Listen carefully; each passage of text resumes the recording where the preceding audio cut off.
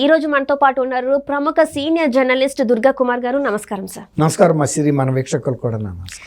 Sir, ఇప్పుడు చూస్తున్నట్టయితే ఒక చర్చ అయితే తెర మీదకి వచ్చింది. ఏంటంటే లోకేష్కి మన షర్మిల గారు క్రిస్మస్ గిఫ్ట్ పంపించారు అని చెప్పేసి. అయితే తన సొంత తన అన్న బర్త్డే మొన్న జరిగింది, కానీ విషెస్ కూడా చెప్పలేదు. కానీ ఈ రోజు లోకేష్కి ఇలాంటివి చేయడం అంటే గిఫ్ట్ పంపించడం అనేది కొంచెం చర్చనీయాంశం అయిపోయింది. సో దీని మీద అసలు ఇది ఏంటంటారు సార్? దీన్ని ఎలా చూడాలి అసలు మనం? ఒకటమ్మా, ఇప్పుడు షర్మిల గారు తను జగన్మోహన్ రెడ్డి గారిని పూర్తిగా నమ్మింది. ఆయన అధికారం తీసుకువస్తాం కోసం చాలా సుదీర్ఘ పాదయాత్ర కూడా చేసింది, చాలా కాలం తిరిగి. అంటే తన అన్న ముఖ్యమంత్రి అయితే చాలు, నన్ను గురించిన అన్ని జాగ్రత్తలు ఆయన తీసుకుంటాడని నమ్మింది. అలాగే విజయం గారు కూడా కొడుకుని చీఫ్ మినిస్టర్ చేస్తే కుటుంబాన్ని మంచి మార్గంలో తీసుకెళ్తాడు, రాష్ట్రానికి కూడా మళ్ళీ తండ్రిలాగా రాజశేఖర రెడ్డిలాగా మంచి ప్రభుత్వం ఇస్తాడు, ప్రజలతో మంచి పేరు తెచ్చుకుంటాడని ఆమె కూడా నమ్మింది. ఇద్దరు చెల్లెలు అండ్ అమ్మ వాళ్ళిద్దరు కూడా ఎన్నికల ముందు విస్తృతంగా పాదయాత్రలు చేశారు, ప్రచారం కూడా చేశారు. విజయం గారు అయితే ప్రతి సభకి కూడా బైబిల్తో సహా వెళ్ళి పవిత్రంగా మా జగన్ బాబుని మీరు గెలిపించండి, జగన్ బాబుని మీకు గిఫ్ట్ అంటే మీకు ఇచ్చేస్తున్నాను దత్తతగా, అంటే మీరే ఇక తల్లిదండ్రి, ఆయన రాజకీయాన్ని జీవితాన్ని మీరే మలచండి అని ప్రజల చేతిలో పెట్టి అంత ఇదిగా మాట్లాడారు. దాంతో ప్రజలు కూడా నమ్మారు, ఇతను చాలా రాజశేఖర రెడ్డి ప్రభుత్వం ఏర్పాటు చేస్తాడు, రాజన్న ప్రభుత్వం అందామే అంటే ప్రజలు కూడా నమ్మారు. తర్వాత జగన్మోహన్ రెడ్డి గారిని షర్మిలమ్మ కూడా బాగా నమ్మి తను ముఖ్యమంత్రి అవ్వకపోయినా నాకు పర్వాలేదు, మా అన్న అయితే నా భవిష్యత్తు కూడా బాగుంటుంది అనుకుంది. 3000 కిలోమీటర్ల పైన పాదయాత్ర చేశారు తన జైల్లో ఉన్నప్పుడు. అవునమ్మా, అది ఒక రకంగా గిన్నిస్ బుక్లో కూడా ఎక్కింది, ఒక మైళ్ళుగా అంత సుదీర్ఘ రాజకీయ పాదయాత్ర చేసిన మనిషిగా. అయితే విషయం ఏంటంటే తను అనుకున్నది వేరు, జరిగింది వేరు. జగన్మోహన్ రెడ్డి గారు ముఖ్యమంత్రి అయిన తర్వాత అసలు ఈ సంగతి కానీ పట్టించుకోలేదు. విజయం గారికి కూడా అవమానమే జరిగింది. తర్వాత ఇంకోటి ఏంటంటే, ఇక అప్పుడు ఆమె ఎప్పుడైతే తెలుసుకుందో జగన్మోహన్ రెడ్డి నాకు ఆత్మీయమైన భవిష్యత్తు ఇవ్వడు, నా పట్ల ఆయనకు శ్రద్ధ లేదు, నన్ను నిర్లక్ష్యం చేస్తున్నాడని మనసు బాధపడి, ఇక ఆమె ఆంధ్రప్రదేశ్లో కనుక వ్యతిరేక ప్రచారం చేస్తే మళ్ళీ తనకి వ్యతిరేకతగా అవుతుంది, అంటే సొంత అన్న కదా అనుకునే ఉద్దేశం మీద అదే ఫార్ములా అప్లై చేసి తెలంగాణలో ముఖ్యమంత్రి అవుదామని ఇక్కడ ప్రయత్నం చేసింది. కానీ ఇక్కడ ప్రయత్నం చేసి అంతగా ఇది కూడా విఫలమైంది. తర్వాత అక్కడి నుంచి మద్దతు ఏం రాలా.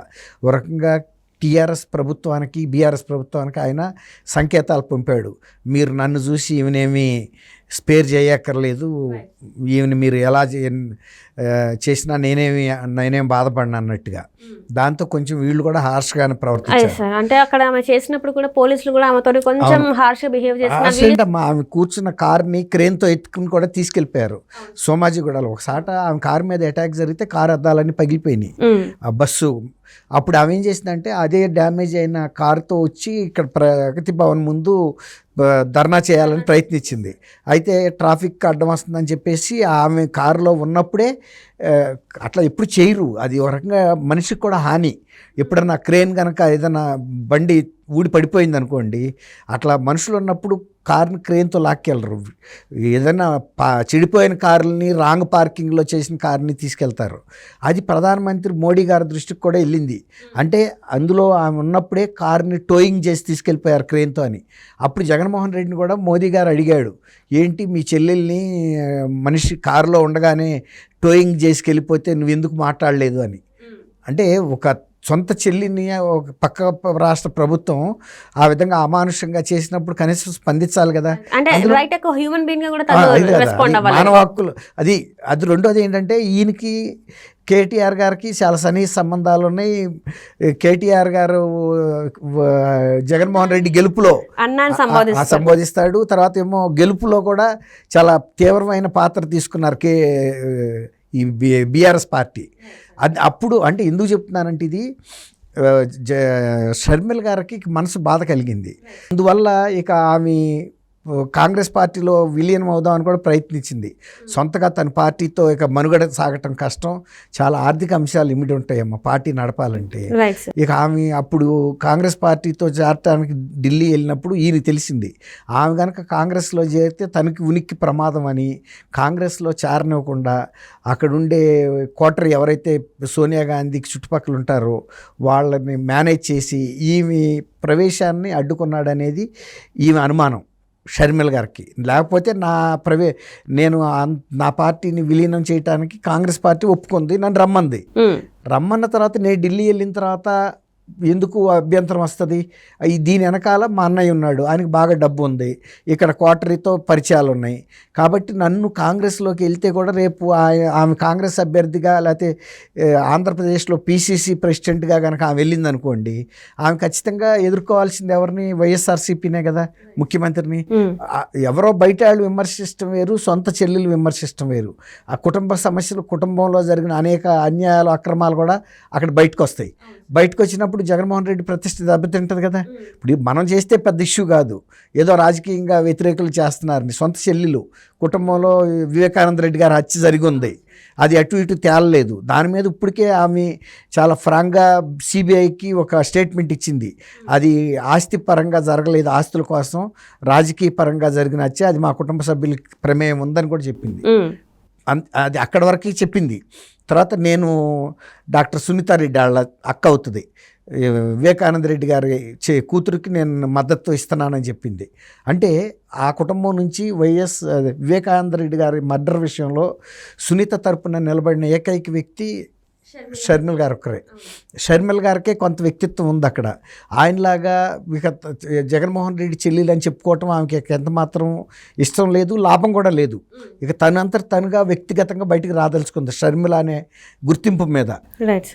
అందువల్ల ఆమె జగన్మోహన్ రెడ్డి గారికి ఎంత దూరంగా ఉంటే అంత మంచిదనే ఉద్దేశం మీద ఇంకా ఇతర రాజకీయ శక్తులు అంటే ఒక ప్రజల్లో ప్రాబల్యం ఉన్న వ్యక్తులు ఎవరైతే ఉంటారో, పార్టీలు ఎవరైతే ఉంటారో వాళ్ళందరితో మంచి సంబంధాలు నెరపాలని ఆమె నిర్ణయించుకుంది అనిపిస్తుంది.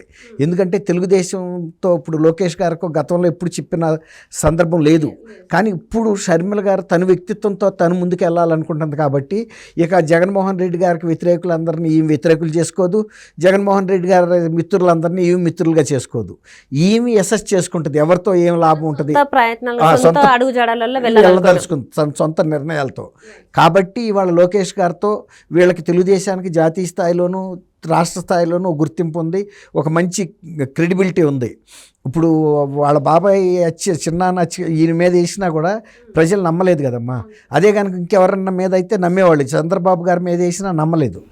తర్వాత మొన్న సజ్జల రామకృష్ణారెడ్డి గారు కూడా అవినీతిపరుడని మేము అరెస్ట్ చేసి జైలుకి పంపినా ప్రజలు నమ్మట్లేదని చెప్పాడు. అందుకే నేను ప్రతిసారి పదే విలేకరుల సమావేశం చెప్పి ప్రజల మనసులోకి ఎక్కిస్తున్నాను. అంటే తనకంటూ ఒక ఇది ఉంది, ఒక పేరు ప్రతిష్టలు చంద్రబాబు గారికి. అందువల్ల షర్మిల గారు తను ఎవరైతే నచ్చారో, ఎటువంటి మంచి రికార్డు ఉన్నది, వాళ్ళ చరిత్ర బాగున్న పార్టీలతోనూ, వ్యక్తులతోనూ, వ్యవస్థలతోనూ ఆమె మంచి సంబంధాలు కంటిన్యూ చేయాలనే భావనలో ఉన్నట్టుగా మనకి దీని ద్వారా అర్థమవుతుంది. అది అంటే ఇప్పుడు దీని పరిణామాలు ఏమన్నా నెగిటివ్గా ఉండే ఛాన్సెస్ ఉన్నాయా సార్? అంటే తనకు క్రిస్మస్కి పంపించారు కదా, అంటే గిఫ్ట్ పంపించారు. లోకేష్ గారు కూడా ఏంటంటే ప్రతిస్పందించారు, కూడా వారి కుటుంబం తరపున బహుమతి పంపించారు, ట్విట్టర్ వేదిక కూడా చెప్పేశారు. సో దీని మీద ఏమన్నా అంటే తనకి ఏమన్నా హాని ఉండే అవకాశాలు ఏమైనా ఉన్నాయి? అట్లా ఏమి ఉండదమ్మా, హాని ఏమి ఉండదు. కాకపోతే షర్మిల గారు తన వ్యక్తిత్వంతో తను ముందుకు వస్తుంది అనేది ఒక మెసేజ్ ప్రజలకు కూడా తెలియజేసింది, సొంత కుటుంబంలో వాళ్ళకు కూడా తెలియజేసింది. ఇక నన్ను మీరేమి బంధించజాలరు, ఈ కుటుంబ సంబంధాలు ఇవన్నీ నాకు ముఖ్యం కాదు, నా రాజకీయ భవిష్యత్తు నాకు ముఖ్యం, నాకు ప్రజల్లో ఉండే ప్రతిష్ట నాకు ముఖ్యం, నా వ్యక్తిత్వం నాకు ముఖ్యం అనేది ఆమె వ్యక్తపరచదలుచుకుంది.